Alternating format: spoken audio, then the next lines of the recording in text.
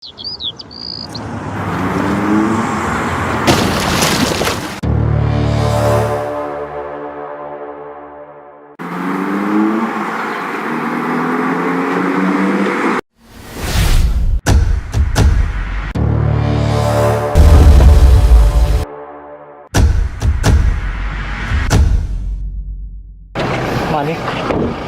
क्या रे बिरजुआ, तू बैठल ही काम क्या करता हूँ? तोर बाप तोहरे आशा दिख रहा जल मालिक। आज रक्षाबंधन है मालिक, कुछ पैसा चाहिए। तोरा तो पिछले महीना 2 महीना के एडवांस दिलियो, अभियो तेरा पैसा चाहिए? मालिक तो जानबे करो ना मालिक, पिछला महीना माई हॉस्पिटल में हले, सब पैसा खर्च हो गए मालिक। तोर मैया के ठीका ले लियो। चल हट।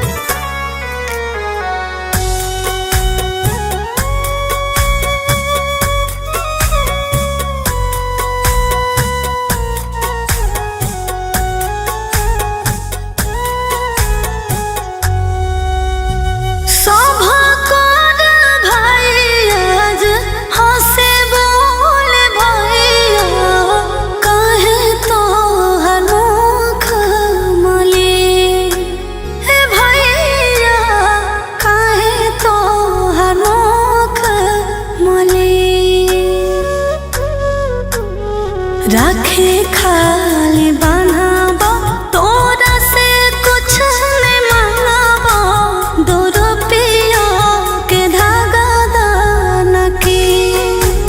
हे भैया काहे तो हर मुख मलिन।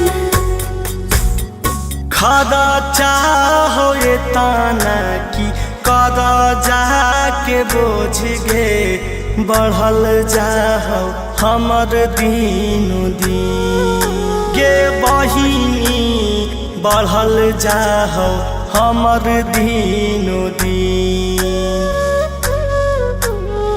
एतनाया भागाहियो राखियो के धागा ले, 2 रुपया न जुटौगे बहिनी गे बहिनी, करा जा बढ़ो हो दीनु दिन।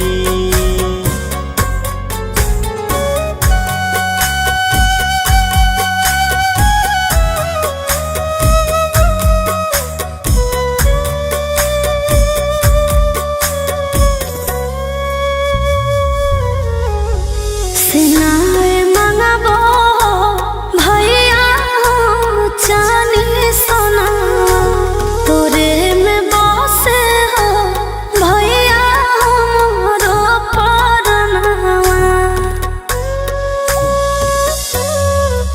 गरीब घर गे बहिनी ले ले ही जाना मामा, बिहाने खटियौ त सांझे मिलो हो भोजनमा।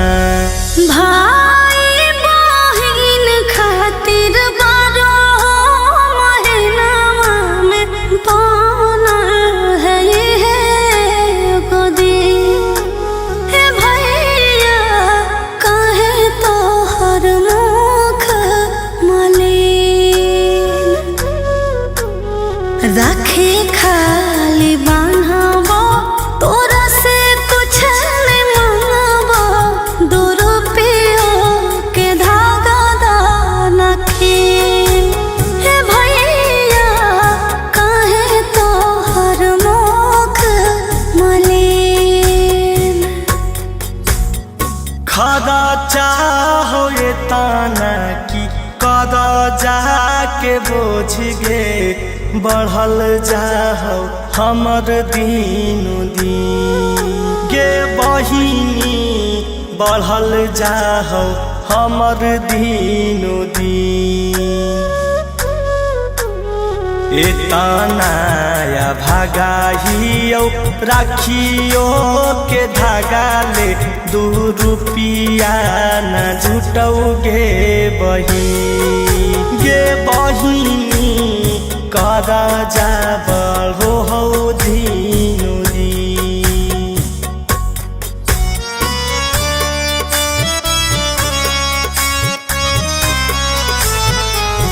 Mixed by Ankit Ahir.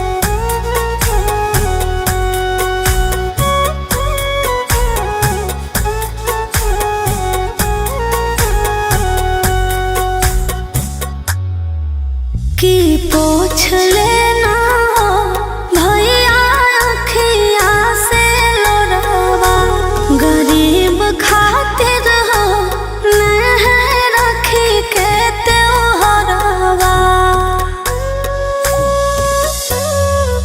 किस्मतिए में गे बहिनी नहीं है राखी के डोरावा से इहे सोची गे बहिनी गिरा झर झर लोरावा चिंटू राजा अमित आशिक भैया हो करो तो फिक्रिया हो जी हे भैया कहे तोहर मुख मलिन रखे खाली बा